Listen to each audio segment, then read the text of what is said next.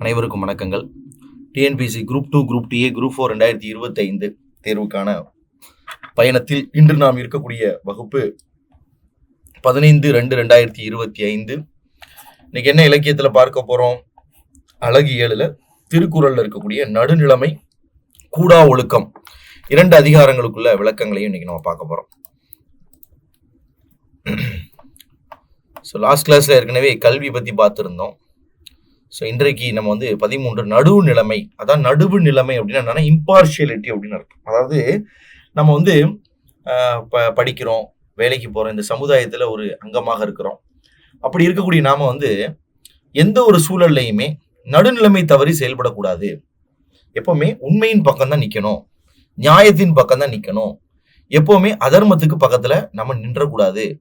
அப்படிங்கிறது தான் திருவள்ளுவர் நமக்கு இந்த அதிகாரத்தில் போதிக்கக்கூடிய விஷயம். இதை நம்மளுடைய குடும்பத்தில் உள்ள மனைவிகளோ, தாய் தந்தையரோ அல்லது குடும்ப உறுப்பினர்களோ இவங்கெல்லாம் நமக்கு போதிச்சு இதை சொல்ல மாட்டாங்க. ஏன் அப்படின்னா, அவங்கள பொறுத்த வரைக்கும் பெரும்பான்மையான குடும்பத்தில் உள்ள மனைவிகளாகவோ இல்லை கணவர்களோ இல்லை தாய் தந்தையர்களோ அண்ணன் தம்பிகளோ நம்ம நல்லா இருந்தா போதும் அப்படிங்கிற அக்கறையில் தான் 90% இருப்பாங்க. ஒரு 10% மட்டும்தான் என்ன செய்வாங்க அப்படின்னா, ஊருக்கு உண்மையா இருக்கணும், நம்ம கஷ்டப்பட்டாலும் பரவாயில்ல, நேர்மை தவறாம இருக்கணும் அப்படின்னு ஒரு 10% மக்கள் தான் தன்னுடைய பிள்ளைகளுக்கு சொல்லுவாங்க. இந்த மாதிரி நமக்கு பணம் சம்பாதிச்சு இந்த காசு பணம்லாம் வாங்கக்கூடாதுப்பா, பிற வயிற்றுல அடிக்கிற பணத்தெல்லாம் நம்ம சம்பாதிக்க கூடாது. மீதி இருக்கிற 90% மக்கள் எப்படி இருப்பாங்கன்னா, குடும்பம், குழந்தைகளை படிக்க வைக்கணும், அதை பண்ணணும், இதை பண்ணணும், ஆடம்பர வாழ்க்கையை வாழணும் தான் நடுநிலைமை தவறி, நேர்மை தவறி செயல்பட்டு இருப்பாங்க. அப்போ நடுநிலைமை தவறி நேர்மை குன்றி ஒரு மனிதன் உயர்வு அடையக்கூடாது அப்படிங்கிறத திருவள்ளுவர் அழகாக விளக்கியிருக்கிறார். நம்ம எளிமையினால் ஒன்றுமில்லாமல் இறந்து வாழ்வதை காட்டிலும் பகட்டாக வாழ்வதற்கு நடுநிலைமை தவறி வாழ்வது ஒரு மோசமான ஒரு செயல். திருக்குறள்ல இதை நம்ம முழுசா இன்னைக்கு பார்த்துடலாம். சரி, 1 தகுதி என ஒன்று நன்றே பகுதியால் பார்பட்டு ஒழுகப் பெறின். தகுதி என்பது ஒரு மனுஷனுக்கு தகுதின்னு சொல்றோம். மனுஷனா இருக்கவே இவன் தகுதி இல்லை அப்படின்லாம் நம்ம சொல்லுவோம். அப்ப தகுதி அப்படின்னா என்னது? ஒரு மனிதனுடைய குவாலிஃபிகேஷன். அப்போ ஒவ்வொரு பகுதிதோறும் முறையோடு பொருந்தி நடைபெறுமானால், ஒவ்வொரு பகுதிதோறும் முறையோடு நடைபெறுமானால் தகுதி என்று கூறப்படும் நடுநிலைமையே நல்லதே ஆகும் அப்படிங்கிற. அதாவது நடுநிலைமை தவறுவதால் ஒரு மனிதனுக்கு எந்த ஒரு உயர்வு வந்தாலும் ஏற்றுக்கொள்ளக்கூடாது அப்படிங்கிற சொல்லும் பொழுது, தகுதி என ஒன்று நன்றே பகுதியால் பார்பட்டு ஒழுகப்பெறின். அதாவது நடுநிலைமை தவறாமல் செய்வதைத்தான் ஒரு மனிதன் தனக்கு ஆகச்சிறந்த தகுதியாக நினைக்க வேண்டும். உங்களுக்கு என்ன குவாலிஃபிகேஷன் இருக்கு அப்படின்னு கேட்கணும். இப்போ வேலைக்கெல்லாம் பார்த்தீங்கன்னா எக்ஸாம்ல குவாலிஃபிகேஷன் கொடுப்பாங்க, பிஇ, பிஏ, பிஎஸ்சி அப்படின்னு கொடுப்பாங்க. அப்போ மனிதனாக இருக்கக்கூடிய நமக்கு இருக்கக்கூடிய குவாலிஃபிகேஷன் என்ன அப்படின்னா, நம்ம நடுநிலைமை தவறாமல் செயல்பட வேண்டும், பகுதியால் பார்பட்டு ஒழுகப் பெறின். நல்லபடியாக பிறருக்கு எந்த ஒரு தீங்கும் இல்லாமல் நடுநிலைமை இன்றி செயல்படுவதுதான் ஒரு மனிதனுக்கு மிகச்சிறந்த ஒரு தகுதியாக கருதப்பட வேண்டும். பார்பட்டு அப்படின்னா ஒருபால் கோடாமல் செயல்பட வேண்டும் அப்படின்னு கொடுத்திருக்கிறாங்க. ஸோ இந்த நடுவு நிலைமை என்பதை பற்றி சொல்லும் பொழுது, பகைவர், நண்பர், அயலார் அப்படின்னு யார் வந்தாலும் நீதி தவறாமல் பின்பற்றக்கூடிய ஒரு நடுநிலைமை தான் ஒரு மனிதன் தன்னுடைய வாழ்க்கையின் அறமாக கருத வேண்டும். பெறின் என்றால் பெறுவது என்று ஒரு அர்த்தத்தையும் நமக்கு தருது. பெறின் என்றால் பெறுவது என்கின்ற ஒரு அர்த்தத்தையும் நமக்கு தருது. அடுத்தது பாத்தீங்கன்னா, செப்பம் உடையவன் ஆக்கம் சிதைவின்றி எச்சத்திற்கு ஏமாப்பு உடைத்து. செப்பம் உடையவன் ஆக்கம், செப்பம்னா என்ன அர்த்தம் அப்படின்னா செம்மையான வாழ்க்கை.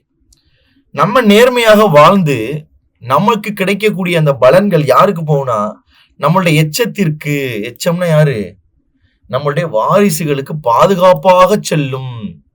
செப்பம் உடையவன் ஆக்கம் சிதைவில்லாமல். பிள்ளைகளுக்காக நம்ம சம்பாதிச்சு வைக்கிறோம், பணம் சம்பாதிக்கிறோம், பொருள் சம்பாதிக்கிறோம், குழந்தைகள் வாழணும் என்பதற்காக அனைத்தையும் நம்ம பேர் புகழ் சம்பாதிச்சு வைக்கிறோம்.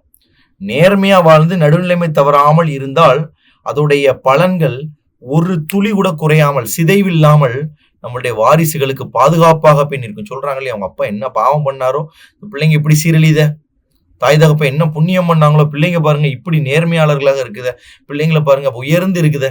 அப்போ காரணம் என்னது? செப்பம் உடையவன் ஆக்கம் சிதைவில்லாமல் எச்சத்திற்கு பாதுகாப்பு உடையதாக இருக்கும். எச்சம் என்ற நேரத்தில் என்ன சொல்றாரு? உங்களுக்கு வாரிசுகளை சொல்கிறார். செம்மை உடையவனுடைய பொருள் வளமையானது இடையிலே அழிந்து போகாமல் அவன் வழியினருக்கும் உறுதியாக நன்மை தரும். ஏமாப்பு என்றால் பாதுகாப்பு. இந்த இடத்துல ஏ கூட்டல் மாப்புன்னு பிரிச்சா மிகுதி என்றும் இது ஒரு பொருளை தரக்கூடியதாக இது இருக்கு.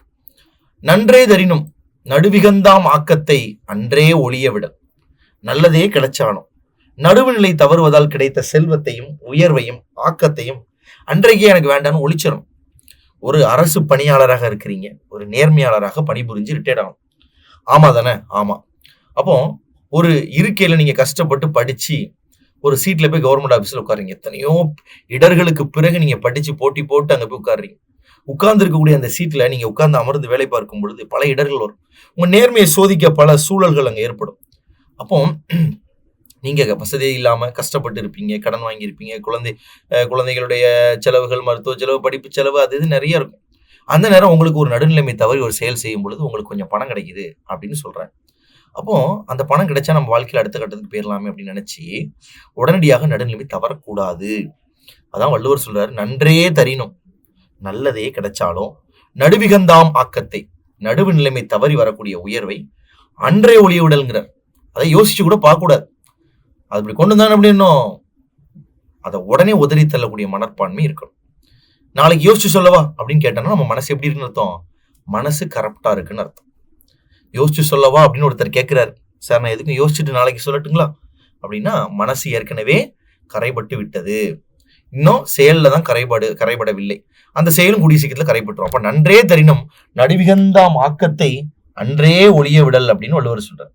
நன்மையே தருவதென்றாலும் நடுவுநிலைமை தவறுதல் வரக்கூடிய வளத்தை அன்னைக்கே ஒழிச்சிரு. யோசிக்க கூடாது. கொண்டு வர்றாங்கன்னு சொல்லணும் உடனடியா கெட் அவுட் அப்படின்றணும், வெளியே போயா அப்படின்னு சொல்லிட்டு உங்களுடைய நேர்மையை காப்பாற்ற முயற்சி செய்ய வேண்டும். அப்ப ஒளிய விடல்னா விட்டு விட வேண்டும். தக்கார் தகவிலார் என்பது அவரவர் எச்சத்தார் காணப்படும். ஒருத்தன் தகுதி உடையவன் தகுதி அற்றவன் எப்படிங்க கண்டுபிடிக்கிறாங்க அப்படின்னா அவனுடைய புகழை வைத்து கண்டுபிடிக்கலாம். நம்ம நிறைய பேர் பார்க்குறோம். சிலர்லாம் அரசு அலுவலகத்துல ரொம்ப நேர்மையாக வேலை பார்த்து ஓய்வு பெறுவாங்க. ஓய்வு பெறும்போது நிறைய பேர் வந்து அவரை பத்தி பேசுவாங்க. ஐயா வந்து எங்களுக்கு வந்து பதிவாளராக இருந்தவர், ஐயா வந்து எங்களுக்கு வட்டாட்சியராக இருந்தாரு, நேர்மையாக வேலை பார்க்கக்கூடியவர் அப்படின்னு எல்லாரும் அவங்க முகத்துக்கு முன்னாடி புகழாக சொல்லத்தான் செய்வாங்க. வெளியே போனதுக்கு அப்புறம் நேர்மை, உண்மைக்கு நேர்மையாளர் இருக்கிறவங்க என்ன சொல்லுவாங்க, அவர் அந்த இடத்த விட்டு போனதுக்கு அப்புறமும் அவரை புகழ்ந்து சொல்லுவாங்க. அதே இது சிலர் பார்த்தீங்கன்னா ரொம்ப கரப்டான மைண்டு, கரப்டான ஆக்ஷன்ஸ் எல்லாமே உங்களுக்கு முறை தவறியவனாவே இருப்பான். அதுன்னு அவருக்கு இருப்பாருன்னு ஏன் சொல்லணும், முறை தவறியனாவே இருப்பான். ஒழுக்கம் இல்லாமல் முறை தவறியனா இருக்கிறவன் அவன் பார்த்தீங்க அப்படின்னா அவனும் ஓய்வு பெறும்போது எல்லாரும் ஸ்டேஜ் ஏறி பேசுவாங்க, ஐயா நேர்மையாளர், அது இதுமா மனசுக்குள்ளேயே சிரிச்சுக்கிடுவான். நம்மளை பத்தி நேர்மையாளருங்கிறாங்களப்பா. சிரிச்சு முடிச்சுட்டு இவருக்கு ஃபங்க்ஷன் முடிஞ்சு வெளியே போனோன்னு உட்காந்து பேசுவாங்க. இவன்லாம் ஒரு ஆள், இவனுக்குலாம் ஒரு ரிட்டையர்மெண்ட் வரை கவர்மெண்ட் கொடுத்துருக்கு வச்சா, இந்த மாதிரி அதிகாரிகள் இருக்கிறதா நாட்டில் முன்னேற முடிய மாட்டேங்குது, ஏழை மக்கள் ஏழையா இருக்கிறது காரணம் இப்படி சொல்றாங்க இல்லையா. இந்த புகழ்ல தான் யார் உண்மையான தகுதி உடையவன், யாரு தகுதியற்றவன் என்பதை இதுலதான் தெரியுங்கிறார். எஞ்சி நிற்கும் புகழும் பழியும் தான் அதை உணர்த்தும். அதான் தக்கார் தகவிலர் என்பது அவரவர் எச்சம்னா அவருடைய செயல்பாடுகள்ல தான் காணப்படும். சோ தக்கார்னா தகுதியுடையவர், தகவிலார்னா தகுதி இல்லாதவர் என்று அர்த்தம். அடுத்து பாத்தீங்கன்னா 5 கேடும் பெருக்கமும் இல்லல்ல நெஞ்சத்து கோடாமை சான்றோர்க்கு அணி. சான்றோருக்கு எதுப்பா அணிகலன் போன்றது? நல்ல கல்வி கற்றவர்களுக்கும் ஒழுக்கத்தில் நிறைந்தவர்களுக்கும் எது அணிகலன்? சான்றோர்க்கு அணி அப்படிங்கறதான் சான்றோர்க்கு அணி அப்படின்னு சொல்லியிருக்காங்க. கேடும் பெருக்கமும் இல்லல்ல நெஞ்சத்து கோடாமை, அதாவது பொருள் அழிஞ்சு போயிருச்சு, இல்லைன்னா வசதியா இல்ல பொருள் பெருக்கம் என்பது வாழ்க்கையில இல்லவே இல்லை. இது ரெண்டுமே உன்ட்ட இல்லை. கேடும் இல்லை, வாழ்க்கையில பெருக்கமும் இல்லை. இது ரெண்டுமே இல்லாம வாழ்றதுதான். நெஞ்சத்தில் நடுநிலைமை கோணாமல் இருப்பது தான் சான்றோர் கழகு. வேலை பார்த்து சம்பாதிச்சு நிறைய திருட்டு பண்ணி திருட்டு மூலமா சொத்து சேகரிச்சு தான் ஒரு பெரிய பணக்காரன் அப்படின்னு காமிச்சுக்கிறதுல ஏதாவது பெருமை உண்டா? நிறைய பாத்தீங்கன்னா நிறைய அரசு பதவியில இருக்கிறவங்களையும் சரி அரசியல்வாதிகளையும் சரி கைது செஞ்சு ஜெயில வைப்பாங்க. ஊழல் வழக்கு, திருடின வழக்கு, இப்படி திருடி சொத்து சேர்த்து யாருக்கு கொடுத்துட்டு போறாங்க? தன்னுடைய எச்சத்திற்கா, தன்னுடைய வாரிசுகளுக்கா? பாவத்தை சுமந்து கொண்டு வந்து கொடுத்துட்டு போறாங்க அப்படின்னு அர்த்தம். அப்போ ஒரு சான்றோருக்கு தான் வாழ்க்கையில பொருள் சேர்க்கிறதோ இல்ல வாழ்க்கையில உயரணும் நினைக்கிறது அவருக்கு அணிகலன் கிடையாது. நெஞ்சில் நடுநிலைமை கோணாமல் இருப்பதுதான் சான்றோருக்கு அணி. அப்ப எனக்கு வாழ்க்கையில பொருள் பெருக்கமே இல்ல. நல்ல நேர்மையா வாழ்றவங்கள்ட்ட பெரிய உயர்வு இருக்காது. ரொம்ப எளிமையா தான் இருப்பாங்க. ஒரு எளிமையான வாழ்க்கைய தான் வாழுவாங்க. அவங்களுக்குன்னு பெரிய மாளிகைகள் இருக்காது. அவங்களுக்குன்னு வீடுகள் வந்து பார்த்தீங்கன்னா, 10, 15 வீடுகள் வச்சிருக்க மாட்டாங்க. நல்ல லக்ஸூரியஸான கார்லாம் போமாட்டாங்க. ஏன்னா, ரொம்ப நேர்மையாளராக இருக்கிறவங்க பார்த்தீங்க அப்படின்னா, அந்த நேர்மை சிந்தனையாளர்களாக இருக்கிறவங்க, நடுநிலைமை கோணாமல் இருக்கிறவங்கள்ட்ட இதெல்லாம் அவ்வளோ சீக்கிரத்தில வந்து சேராது. அப்போ சான்றோர்களுக்கு நெஞ்சம் எப்படி இருக்கிறது? ஒரு நெஞ்சில் நடுநிலைமை கொண்டிருக்கிறாரா? அதுதான் அவருக்கு அணிகலன். இந்த கேடு, இந்த பெருக்கம் இதெல்லாம் வந்து அவருக்கு அணிகலன் கிடையாது அப்படின்னு சொல்லியிருக்காங்க. கேடுனா தீமை, பெருக்கம்னா நன்மை, கோடாமைன்னா நடுநிலைமை தவறான். கெடுவல்யான் என்பது அரியதன் நெஞ்சம் நடுவொரி அல்ல செயின். நம்மளுடைய நெஞ்சு இருக்கு பார்த்தீங்களா? அந்த நெஞ்சு வந்து நமக்கு நன்மை தீமைகளை அதுவே காண்பித்து கொடுக்கும். நீங்க பாருங்க, காலையில எந்திரிச்சு அப்படியே சாலைகளுக்கு போய் ஒரு கஷ்டப்படக்கூடிய வயோதிகர்களோ, பிச்சைக்காரர்களோ, இல்ல தெருவுல அலையக்கூடிய அங்கங்க நாய்களோ, இதுக்கு ஒரு உணவு விட்டுட்டு வாங்க. உங்க நெஞ்சில கை வச்சு பாருங்க. அப்படியே ஒரு மாரி சாஃப்ட்னஸ் அதிகமா இருக்கும். உங்களுக்கு உங்க மேல ஒரு நம்பிக்கை வரும். உங்க மேல உங்களுக்கு ஒரு மகிழ்ச்சி இருக்கும். இது ஒரு தவறு செஞ்சுட்டு வாங்க. வெளிய போங்க, ஒரு திருட்டுத்தனம் பண்ணிட்டு வாங்க, ஒரு ஏமாற்றம் செஞ்சுட்டு வாங்க. நெஞ்ச தொட்டு பாருங்க, கட கட கட கடன்னு அடிச்சுக்கிட்டே இருக்கும். அப்போ நெஞ்சு என்பதே நமக்கு என்ன பண்ணுது? உண்மை எது, தீமை எது, நன்மை எதுங்கிறத பிரிச்சு குடுக்குது. அப்போ ஒரு மனிதன் தன் நெஞ்சு சொல்லுது இது தவறு, அதை மீறி செய்யறானா அவன் அழிய போறான்னு அர்த்தங்கிறார். அதான் அவர் சொல்றாரு, கெடுவல்யான் என்பது அறிகங்கிறார். கெட போறோம் என்பதை நீ அறிந்து கொள். எப்போ? தன் நெஞ்சம் நடுவுரி அல்ல செய். தன்னுடைய மனசு வந்து ஐயோ இது தப்பு, இதை செய்யக்கூடாது அப்படின்னு சொன்ன விஷயத்த மீறி நான் செய்வேன் அப்படின்னு செய்யறான் இல்லையா? அவன் நினைச்சு வச்சுக்கோ, இப்போ நம்ம அழிஞ்சு போறதுக்கு நமக்கு வாழ்க்கை நெருங்கி விட்டது என்று. கெடுவல்யான் என்பது அறிக தன் நெஞ்சம் நடுவொரியினா நடுநிலைமை தவறி அல்ல செய்யினா தீமையானதை செய்யும் பொழுது இந்த மாதிரி ஏற்படும். 7 பாருங்க, கெடுவாக வையாது உலகம் நடுவாக நன்றிக்கண் தங்கியான் தாழ்வு. 2 அரசியல்வாதிகள் இருப்பாங்க. ஒருத்தர் பாத்தீங்கன்னா பரம்பரையாவே ஏழையாகவும் விவசாய குடியாகவும் இருந்திருப்பாரு. இன்னொருத்தர் பாத்தீங்கன்னா அதே மாதிரி ஒரு கஷ்டப்பட்டவராகவும் ஒரு ஏழ்மையா இருப்பார். 2 பேரும் அரசியலுக்குள்ள வந்திருப்பாங்க. அப்படியே காலச்சக்கரம் அப்படியே ஓடிக்கிட்டே இருக்கும். இந்த ஏங்கிறவன் பாத்தீங்க அப்படின்னா கொள்ளையடிச்சு திருடி மக்களை ஏமாத்தி அப்படியே அரசியல் பிழைப்பு நடத்தி என்ன பண்ணியிருப்பான், அப்படியே மேல வந்துகிட்டே இருப்பான், பணம் சம்பாதிச்சுட்டே இருப்பான். இந்த பிங்கிற அரசியல்வாதி மக்கள் நலன் இதிலேயே இருந்துட்டே இருப்பான்.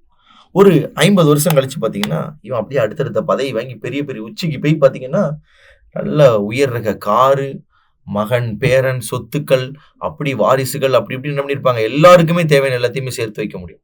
இங்க இருக்கக்கூடிய அரசியல்வாதிகள் பாத்தீங்க அப்படின்னா அவங்களுக்கு எந்த விதமான பலன்களுமே கிடைக்காம இருக்கும். ஆனா ஏழ்மையாக அது எளிமையான வாழ்க்கையை தான் வாழ்வாங்க. ஒண்ணுமே இருக்காது. இப்ப இங்க இருக்கிறவங்க பாத்தீங்கன்னா நல்ல சொத்தை சேர்த்து நல்ல உலகம் முழுவதும் சொத்துக்களை சேர்த்து குமித்து வைக்கக்கூடிய அளவுக்கு அதே காலத்துல இவங்க உயர்ந்துடுறான். அப்படி மக்களுடைய பணத்தை எடுத்து என்ன பண்றாங்க, ஏமாற்றி பிழைப்பு நடத்தி இப்படி வந்திருப்பாங்க. இப்போ இந்த 2 பேரையும் கம்பேர் பண்ணீங்கன்னா இந்த பிங்கிறவர் பாத்தீங்கன்னா ரொம்ப தாழ்ந்த நிலையில இருக்காரு இல்லையா? இதை ஒரு தாழ்வாக இந்த உலகம் கருதாது அப்படிங்கிறாங்க. அதை தான் உயர்த்தி பேசுவாங்க, அதை தான் உயர்வாக சொல்றாங்க. அப்போ கெடுவாக வையாது உலகம், இதை ஒரு கேடு என்று வையாது. எப்போ? நடுவாக நன்றிக்கண் தங்கியான் தாழ்வு. நடுநிலைமையில இருந்து மனம் தவறும் செயல்களை செய்யாமல் அப்படியே ஒழுக்கமாக வாழ்ந்து தாழ்வடைஞ்சிருக்கிறான் பாத்தீங்களா, உயராம. அவனுடைய தாழ்வை இந்த உலகம் ஒரு தாழ்வு என்று கருதாது. என்ன ஒரு வார்த்தை பாருங்க. இன்னைக்கு சொல்றோம் நம்ம. ஐயா காமராஜர் இறந்து போகும் பொழுது அவருடைய பாக்கெட்ல எவ்வளவுதான் பணம், 2 மாத்து துணி தான் வச்சிருந்தார். அப்போ நடுநிலை தவறாமல் இருந்த தாழ்வை இன்னைக்கு உலகம் உயர்வாக தான் பேசுது. யாராவது நினைச்சாங்களா? காமராஜர் நினைச்சிருந்தாருன்னா பெசாட்டி ஒரு 2-3 சொத்துக்களை வளைச்சு போட்டு இருந்திருக்கலாம். காமராஜர் நினைச்சிருந்தா திருமணம் செஞ்சு குழந்தை பேரன் பேத்திகளுக்கு எல்லாத்தையும் சேர்த்து வச்சுட்டு போயிருந்திருக்கலாம். காமராஜர் நினைச்சிருந்தாருன்னா அவ்வளவு திட்டங்களையும் கொள்ளையடிச்சு அவ்வளவு திட்டத்தையும் வச்சு என்ன பண்ணியிருந்திருக்கலாம், உயர்ந்திருக்கலாம், நல்ல சொத்து சேர்த்துட்டு போயிருந்திருக்கலாம். சொல்றாங்களா? அப்படி யாரு சொல்றாங்க? அவரை தானே உயர்வா சொல்றாங்க. அதனாலதான் சொல்றாங்க, கெடுவாக வையாது உலகம் நடுவாக நன்றிக்கண் தங்கியான் தாழ்வு. தாழ்வு என்றால் இந்த இடத்துல வறுமை. சான்றோர்கள் எப்படி இருக்கணுங்கன்னா, சமன் செய்து சீர்தூக்கும் கோல் போல் அமைந்தொருபால் கோடாமை சான்றோர்க்கு அணி. மறுபடியும் சொல்றார், சான்றோருக்கு அணிகளின் என்ன? தராசு கோல், அதான் கோல் என்று சொல்றார். தராசு கோல் எப்படி இருக்கு? 2 பக்கமும் பொருளை வைத்தீங்கன்னா சமமாக முள் வந்து என்ன பண்ணும், எடை சமமாக இருந்தா தான் நேரா இருக்கும். அப்ப வாழ்க்கையில் நம்மளும் நேர்மையாக இருக்க வேண்டும் என்றால் அந்த 2 பக்கத்துல இருக்கக்கூடிய நன்மை தீமைகளையும் சரியாக புரிந்து கொண்டு நன்மையின் பக்கம் செல்ல வேண்டும். அப்ப தராசுகோல் மாதிரி நடுநிலை தவறக்கூடாது என்று சொல்றார். போல் என்று வந்திருக்கு இல்லையா, அதனால அதுக்கு பேர் உவமேனி. தராசு மாதிரி சமன் செய்து சீர்தூக்கும் கோல் போல் அமைந்து ஒருபால் கோடாமை. ஒருபால் கோடாமைன்னா ஒரு பக்கம் சாயாம நல்லது கிடைக்குது அப்படிங்கிறதுக்காக நன்மை தீமைகளை விட்டு விலகாமல் இருப்பதுதான் சான்றோருக்கு அணிகலன் போன்றது. சீர்தூக்கினா ஒப்பிட்டு பார்க்கிறது. துலாக்கோல் என்றால் இந்த இடத்துல உங்களுக்கு தராசு கோல், கோடாமைனா சாயாமை, அணி என்றால் இந்த இடத்துல அழகு, சான்றோருக்கு உங்களுக்கு அழகு என்று கொடுத்திருக்காங்க. அடுத்து பாருங்க 9, சொற்கோட்டம் இல்லது செப்பம் ஒருதலையா உட்கோட்டம் இன்மை பெரு. உள்ளுக்குள்ள மனசுல உள்ள நடுநிலைமை தவறாமல் இருந்தா வாயில வரக்கூடிய வார்த்தைகள் நடுநிலைமை தவறாமல் வரும். சொல் என்பதுல கோணல் இருக்காது, ஏன்னா உள்ளத்துல கோணல் இல்லை.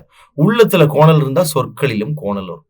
அதான் சொற்கோட்டம் இல்லது செப்பம் ஒருதலையா உட்கோட்டம் இன்மை பெரு. உட்கோட்டம்னா மனதிற்கு உள்ள இருக்கக்கூடிய உள்ள கோணுதல் இல்லை என்றால் நாம் பேசும் சொற்கள்லையும் எங்கே என்ன இருக்காது, கோட்டம் என்பது இருக்காது. 10, வாணிகம் செய்வார்க்கு வாணிகம் பேணி பிறவும் தமபோல செயின்.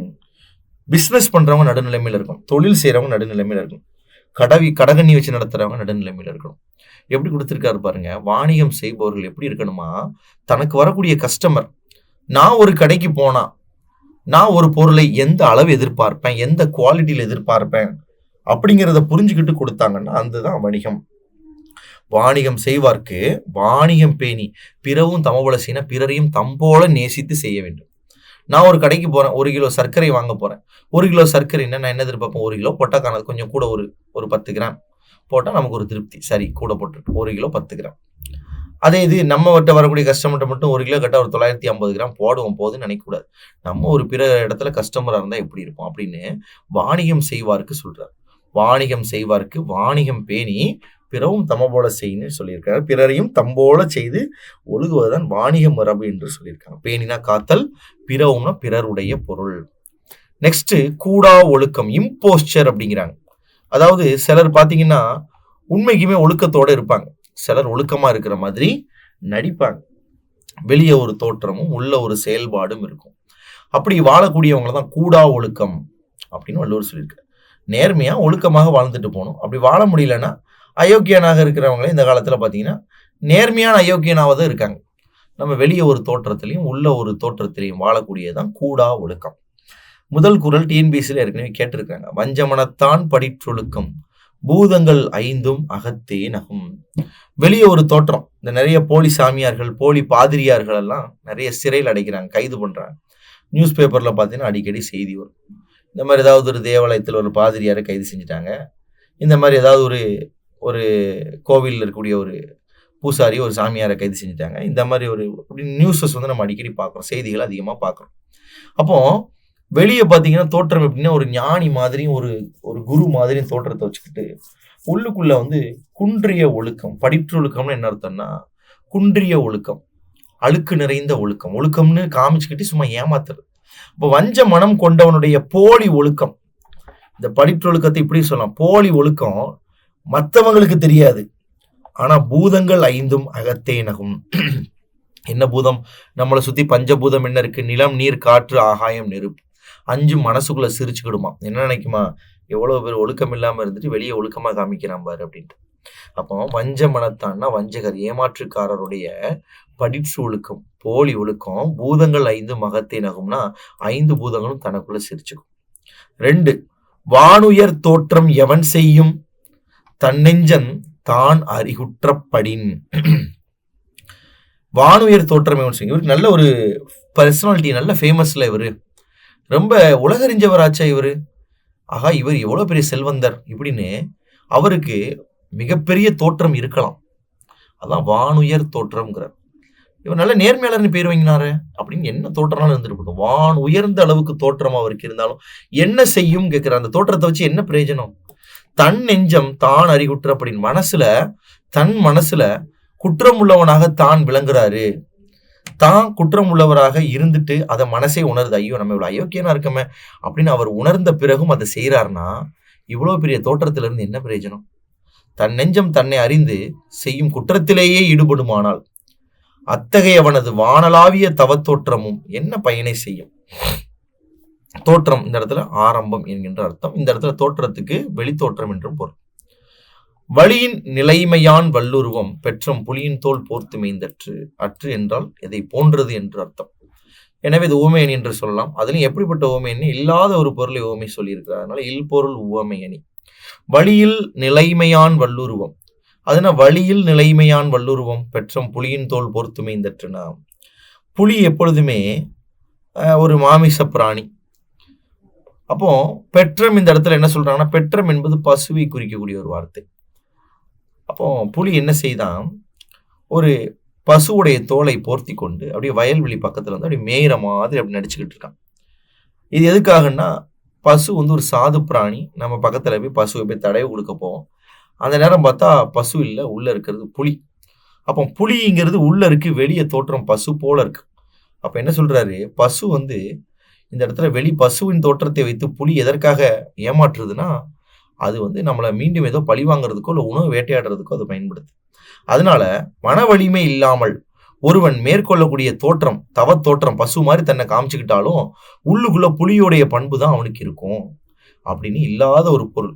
எங்கேயாவது புலி வந்து பசுவோட தோலை போர்த்திட்டு போய் வயல்வெளி பக்கத்தில் நின்று இருக்குமா? இருக்காது இல்லையா? அதனால இல்லாத பொருளை சொல்றதுனால அதுக்கு பேர் என்னது? இல் பொருள் உவமையணி என்று பேர். ஸோ மன வலிமை இல்லாத ஒருவன் அந்த தவக்கோலத்தில் மறைந்து இருப்பது பசுவின் தோலை போர்த்தி புலியானது வயலில் மேய்ந்து கொண்டிருப்பதற்கு ஒப்பானதாகும் என்று சொல்லியிருக்கிறாங்க. வலிமை. அடுத்தது பார்த்தீங்கன்னா பெற்றம் அப்படின்னு கொடுத்துருக்காங்க, பசு. அப்புறம் போர்த்து அப்படின்னா போர்வையாக செய்து. 4 தவமறைந்து அல்லவை செய்தல் புதல் மறைந்து வேட்டுவன் புல் சிமிழ் தற்று. இது என்னன்னா ஓமேனி. என்ன ஓமேனி? வெறும் ஓமேனி தான். ஏன்னா தவமறைந்து அல்லவை செய்தல், நல்ல தவ வாழ்க்கை வாழ்ற மாதிரி வெளிமக்கள்கிட்ட காமிச்சுட்டு அப்படியே உள்ளுக்குள்ள ஏமாத்திக்கிட்டு தெரியுறது. வெளியே தான் தவ கோலம், உள்ள பார்த்தீங்கன்னா அவ்வளோ ஃபோர்ஜரி. தவத்தில் மறைந்து அல்லவை செய்பவன் அவனுடைய வாழ்க்கை எப்படி இருக்குன்னா, புதர்ல மறைந்து இருந்து வேடன் உணவு வைத்து விட்டு பறவைகளை பிடிக்கிறதுக்கு அப்படியே பொறி வைத்து விட்டு வெயிட் பண்ணிட்டு இருப்பான்ல, காத்து கொண்டு இருப்பான் இல்லையா, அதை போன்றது என்று சொல்லியிருக்க. அப்ப நீங்க வெளி தோற்றத்தை பார்த்து யாரையும் ஏமாந்துடக்கூடாது. அங்க ஒரு சாமியார் வந்து அருள்வாக்கு சொல்றாரு, இங்க ஒரு சாமியார் வந்து இதை சொல்றாரு, அங்க ஒரு பாதிரியார் வந்து எல்லாருக்கும் ரட்சிப்பு கொடுக்குறாரு, இங்க வந்து அவங்க அழைக்கிறாரு இவங்க அழைக்கிறாருன்னு போட்டு யாரும் ஒருத்தரை கூப்பிடும் பொழுதும் நம்ம என்ன சொல்லணும் அப்படின்னா, கடவுளுக்கு இணையாக இந்த உலகத்துல யாருமே கிடையாது. அப்ப நம்மளை தாண்டி ஒருத்தர் கடவுளுக்கு நம்மள்ட்ட கம்யூனிகேட் பண்ணி சொல்றதுக்கு யாருமே கிடையாது. அப்போ இவர் தான் நான் தான் கடவுள், நான் கடவுளை காலையில பார்த்தேன் மாலையில பார்த்தேன்னு உங்களை வந்து ஏமாத்துறாங்கன்னா அது எப்படிப்பட்டதுன்னா, தவம் தோற்றத்தில் மறைந்து இருந்து வேடன் உணவு வைக்கிறது எதுக்கு? புறாக்கள் சாப்பிட்டுட்டு போட்டுன்னா வைக்கிறான். புறாவுக்கு பொறி வச்சிருக்கிறான், அதுல மேலதான் கொஞ்சம் உணவையும் வச்சிருக்கான். அதை போன்றது என்றுதான் வள்ளுவர் சொல்றாரு. தவத்தில் மறைந்து இருந்து தீமை செய்பவன் எப்படிப்பட்டதுன்னா, புதர்ல மறைந்து இருந்து பக்கத்துல வேட்டுவன் புல் சிமிழ்த்தற்றுனா, புல் என்றால் பறவை, பறவையை பிடிக்கிறதுக்கு இறை வைத்துட்டு பொரிய வைத்து காத்து கொண்டிருப்பதற்கு ஒப்பு என்று சொல்லியிருக்கிறார். தவக்கோலத்தில் மறைந்து தீய செயல்களை செய்தல், கொலை குறித்த வேடன் புதரின் பின் மறைந்தின்று பறவைகளை வலைவீசி பிடிப்பது போன்றது. அல்லவினா மற்றவை, மறைந்து. வேட்டுவன்னா இந்த இடத்துல தலைவன், வேடன். புதல்னா புதர். பற்றற்றேம் என்பார் படிற்றொழுக்கம் எற்றற்றேன் ரேதம் பலவும் தரும். பற்றுக்களை விட்டோம் என்பவரது பொய்யான தீய ஒழுக்கம் என்ன செய்தோம் என்று வருந்தும்படியாம பல வகை துன்பங்களை தரும்.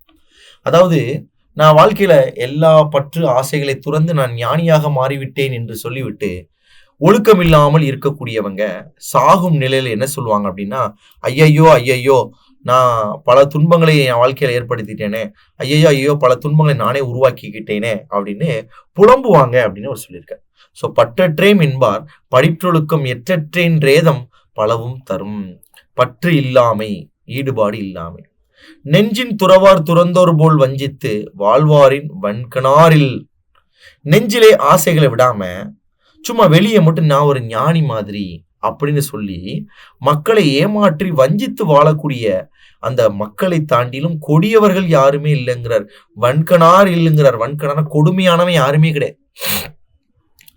ஆசையை மனதில் துறந்துட்டாருன்னு வச்சுக்கோங்க. ஒருத்தங்க மனதில் ஆசையை திறந்துட்டாங்கன்னா அவர் தான் துறவி. மனசுல ஆசை இருக்கு, இன்னைக்கு ஸ்டைலே அதுதான். எதையாவது ஒன்று சொல்லி மக்களை ஏமாத்திடலாமா, எங்கேயாவது ஒரு கூட்டத்தை போட்டுடலாமா, யாராவது ஒருத்தர் கூட்டத்தை போட்டு பிரெயின் வாஷ் பண்ணி ஏதாவது மண்டையை கழுவிடலாமா அப்படின்னு நினைக்கக்கூடிய கூட்டங்கள் நிறைய நடக்கு, நீங்க பார்க்கலாம். அப்படி நெஞ்சில் ஆசை என்பதை ஒழிக்காமல் வெளிப்பகுதியில மட்டும் துறந்தார் போல இருந்து கொண்டு, நான் ஒரு துறவி மாதிரி, நான் ஒரு மாங்கு, நான் முற்றும் துறந்தவன் அப்படி இருந்துகிட்டு மக்களை வஞ்சித்து வாழக்கூடியவனை காட்டிலும் ஒரு கொடுமையானவன் யாரும் கிடையாது. துறவார் என்றால் ஞானியர், வஞ்சித் என்றால் ஏமாற்றுதல். புறங்குன்றி கண்டனைய ரேனும் அகங்குன்றி மூக்கிற்கரியார் உடைத்து. அதாவது வெளிப்புற தோற்றத்துல குன்றின் மணி நிறம் போல செம்மையான தோற்றம், வெளியே பார்க்க அப்படியே பல பல பல பலன்னு பளீச்சுன்னு இருக்கிறது. அதான் குன்றின் மணி. வள்ளுவர் சொல்லியிருக்கக்கூடிய ஒரு விதை குன்றின் மணி. குன்றின் மணியோட நிறம் போல செம்மையான நிறம் அவருக்கு இருக்கு. ஆனால் உள்ளத்துல குன்றின் மணியோடைய முக்குல பாத்தீங்கன்னா ஒரு சின்னதா ஒரு கருப்பு புள்ளி இருக்கும். அப்போ உள்ளத்துல அந்த மூக்கு கறி மாதிரி, அந்த மூக்கு பகுதியில் உள்ள கறி போல இருப்பவர் பாத்தீங்கன்னா அவர் தான் போலி ஒழுக்கம் கொண்டவர். அப்போ ஒரு குன்றின் மணி எடுத்துட்டீங்கன்னா அதோடைய வெளிப்புறத்துல பாத்தீங்கன்னா பெரும்பகுதி பார்க்கும் பொழுது செம்மையான தோற்றத்துல இருக்கும், ஆனா முனியில கருப்பா இருக்கும். அதான் புறங்குன்றி கண்டனைய ரேனும் அகம் குன்றி மூக்கிற் கரியார் உடைத்து. எனவே குன்றின் மணியின் மூக்கு போல கரியவரும் உள்ளனர் இந்த உலகத்துல. அதனால எல்லாரையுமே குன்றின் மணி என்று ஏற்றுக்கொள்ள கூடாது. அடுத்த பாருங்க, மனத்தது மாசாக மாண்டார் நீராடி மறைந்தொழுகு மாந்தர் பலர். மனத்துள்ளே இருப்பது குற்றமாகும். அதாவது மனசுக்குள்ள ஃபுல்லும் தவறுகள், வஞ்ச எண்ணங்கள் இதெல்லாம் இருக்கு. நல்ல குணமுடையவர்கள் போல தினமும் நீராடி தினமும் குளிச்சு சுத்தபத்தமாக இருக்கக்கூடிய இந்த உலகத்துல பலர் இருக்கிறாங்க அப்படிங்கிறார். மனத்தது மாசாக மாண்டார் நீராடி மறைந்தொழுகு மாந்தர் பலர். சிலர்னு சொல்ல, நிறைய பேர் இருக்காங்கன்னு சொல்றார். மாசு என்றால் குற்றம், மாண்பு என்றால் பண்புடையோர், மாந்தர் என்றால் மக்கள். நீங்க எப்படி அவங்கள புரிஞ்சுக்கிடணும்? உடனே ஏதாவது ஒரு கூட்டத்தை போட்டாங்கன்னா இவர் அழைக்கிறார், அவர் அழைக்கிறார், இந்த சாமி அழைக்கிறார், அந்த பாதிரியார் அழைக்கிறார், உடனே பின்றக்கூடாது. வெளித்தோற்றத்தை பார்த்து எதுவுமே யோசிக்க கூடாது, பார்க்கணும். வள்ளுவர் 9வது குறள்ல சொல்றாரு, கனைகொடிது யாழ்கோடு செவ்விது ஆங்கு அன்ன வினைபாடு பாலார் குழல். கனைனா அம்பு, வில்லுல இருந்து விட்டா உயிரை எடுக்கக்கூடிய அம்பு. யாழ் இசை தரக்கூடிய ஒரு கருவி, இசைக்கருவி தான் யாழ்னு சொல்லுவாங்க. அப்படி வளைஞ்சு இருக்கும், இதுல கம்பி கம்பியா இருக்கும், மீட்டுவாங்க. தோற்றத்தை வச்சு பார்க்கும் பொழுது ஒரு மனிதனுக்கு இது ரெண்டுமே என்னன்னே தெரியலன்னு வச்சுக்கோங்களேன். இதுல ஏதாவது ஒன்றை சூஸ் பண்ணுப்பா அப்படின்னு சொன்னாங்கன்னா இது என்னங்க அப்படின்னா அதெல்லாம் தேவையில்ல, இது ஒரு பொருள், இது ஒரு பொருள், ரெண்டு பொருள் ஏதாவது ஒன்று சூஸ் பண்ணு அப்படின்னாங்கன்னா அவர் கனையை தான் சூஸ் பண்ணுவார்.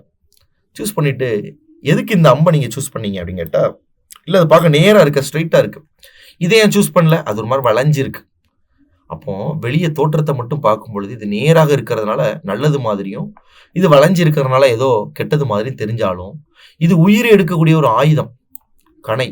ஆனால் இந்த யாழ் என்பது மனிதனுக்கு இசையை தந்து இனிமையை தரக்கூடிய ஒரு கருவியாக இருக்கு. அதனாலதான் என்ன சொல்றாரு, பார்த்த உடனே கனை கொடிது.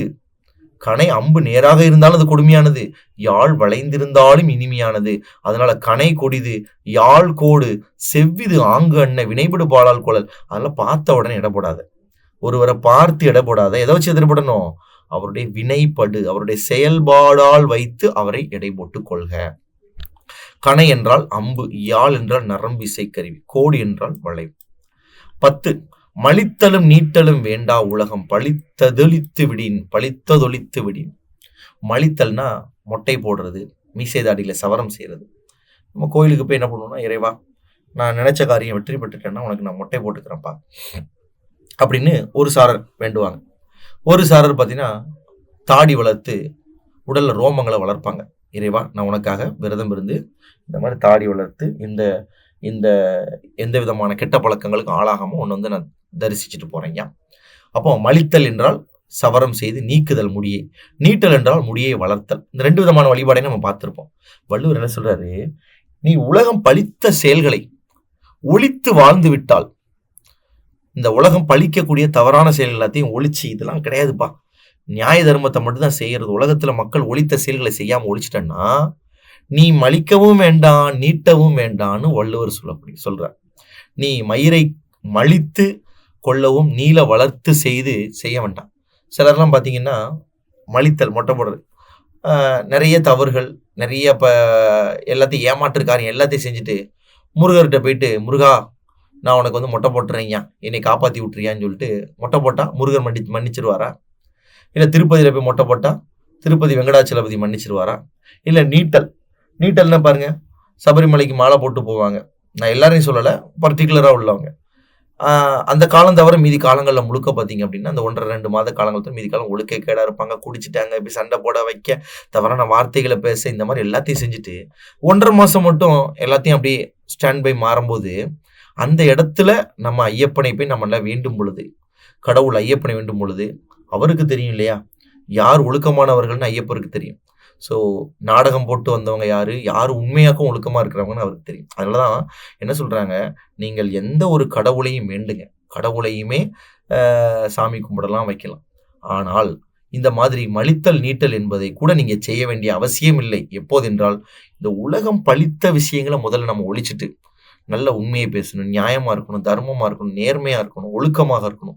இது எல்லாத்தையும் நீங்க செஞ்சுட்டீங்கன்னா, அந்த இறைவனே உங்கள்ட்ட என்ன பண்ண போறது கிடையாது. நீ முடியை மலித்துக்கொள் என்று சொல்லப் போறது கிடையாது. முடியை நீட்டிக்கொள் என்றும் சொல்லப் போறது கிடையாது. ஆனா போலி ஒழுக்கமா வாழக்கூடாது. அதுக்கு தான் அந்த கடைசி குறள். அதனால எத்தனையோ பேர் பார்த்தீங்கன்னா, கடுமையான விரதம் இருந்து திருச்செந்தூர் கோயிலுக்கும், திருப்பதி கோயிலுக்கும் ஐயப்பனை தரிசிக்க செல்றவங்க அப்படின்னா நிறைய பேர் உண்மையானவர்களா இருப்பாங்க. அவங்க அந்த ஜேர்னல்ல மட்டும் அந்த டைம்ல மட்டும் அப்படி ஒழுக்கமா இருக்க மாட்டாங்க. என்டையர் லைஃப்லயும் ஒழுக்கமா இருப்பாங்க. ஒரு சிலர் பார்த்தீங்கன்னா, நம்மளே சாலைகள்ல அங்கங்க பார்ப்போம். ஐயப்ப சாமிக்கு மாலை போட்டிருப்பாங்க. இல்லன்னா ஏதாவது ஒரு கோயிலுக்கு மாலை போட்டிருப்பாங்க. கோயிலுக்கு மாலை போட்டுட்டு என்ன பண்ணுவாங்க, ஒயின் ஷாப்ல வந்து நின்னுட்டு இருப்பாங்க.